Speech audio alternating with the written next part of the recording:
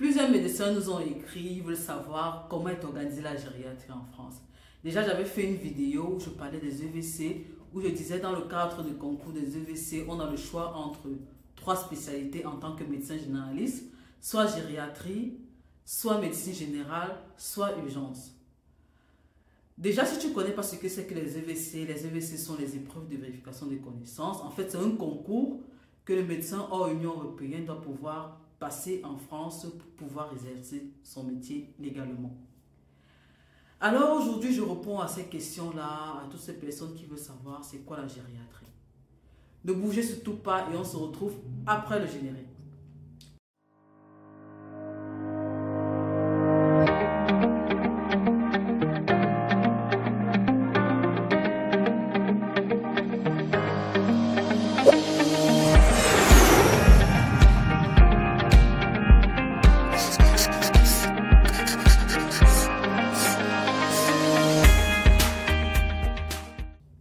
Bonjour à tous, moi c'est Lydie Camo, médecin en France. Aujourd'hui je suis là pour vous parler de la gériatrie, qui est cette spécialité-là qui prend en charge les personnes âgées. On a le plus souvent les personnes qui ont un âge d'au moins 75 ans. C'est vrai que sur le terrain, on a même des personnes de plus de 80 ans, 85 ans pour la plupart du temps. Vous allez voir à la fin de cette vidéo que la gériatrie est tellement vaste, il y a beaucoup de services. Chacun trouve son compte, si je peux dire ça comme ça. Comme premier service, il y a d'abord le court séjour gériatrique où c'est vraiment de l'aigu, où on prend en charge les accidents vasculaires cérébraux, les états hypo-hyperglycémie, le syndrome confusionnel, le syndrome coronarien. Bref, c'est vraiment de l'aigu et on a une durée de séjour moyenne entre 5 et 10 jours.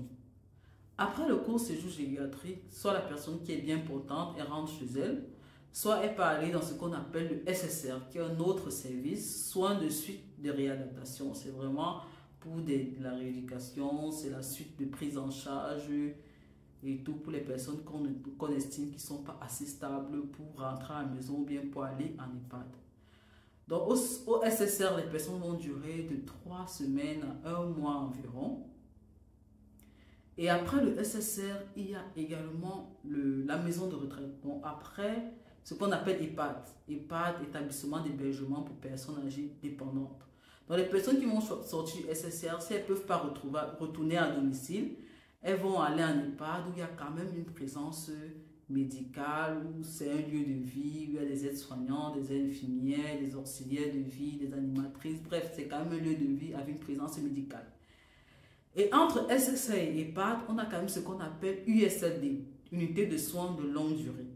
Ça se rapproche un peu plus de l'EHPAD parce que c'est aussi un lieu de vie, mais ça a aussi cette particularité-là que on prend en charge les patients qui sont un peu plus lourds médicalement parce que dans les USLD, on s'assure qu'il y a quand même une présence médicale plus importante que dans les EHPAD. Donc, on va chercher peut-être les patients qui ont une GEP, on va prendre en charge les patients qui ont une gastrotomie, qui ont des stomies par exemple et tout. Donc, on va prendre en charge les patients qui ont besoin vraiment d'une présence médicale plus importante.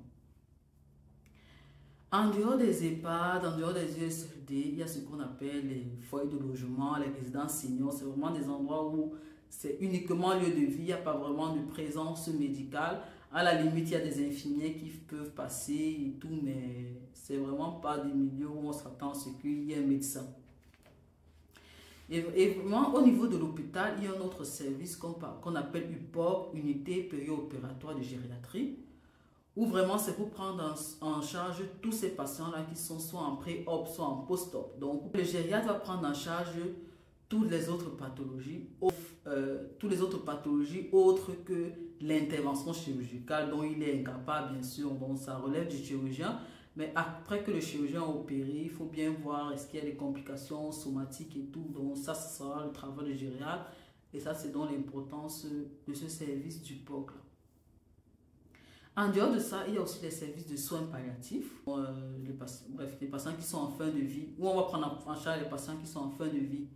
Donc vraiment, c'est aussi un service assez particulier. Il y a aussi dans certains hôpitaux ce qu'on appelle l'équipe mobile gériatrique. Donc ça, ce sont les médecins qui passent dans différents services pour donner des avis gériatriques. Par exemple, une personne âgée qui est en service de cardiologie, qui présente un autre problème, qui a peut-être une confusion et tout, un problème qu'on n'arrive pas à gérer, qui ne relève pas forcément du travail du cardiologue, là, il peut demander un avis gériatrique et c'est ça que c'est l'équipe mobile gériatrique.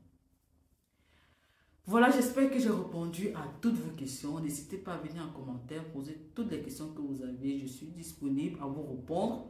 Et vous voyez à travers cette vidéo que la gériatrie est vraiment vaste. C'est vrai que ce n'est pas une publicité pour la gériatrie que je fais. C'est vraiment pour aider toutes ces personnes-là qui se demandent c'est quoi la gériatrie, puisque je sais que dans beaucoup de nos pays, en Afrique, on ne connaît pas vraiment ce que c'est et tout, on n'a pas l'habitude. Donc c'est pour ça que je vous ai fait cette vidéo. J'espère qu'elle vous a plu. N'hésitez pas à liker et surtout à vous abonner. Et on se retrouve à une prochaine vidéo sur cette même chaîne Passétude. À bientôt.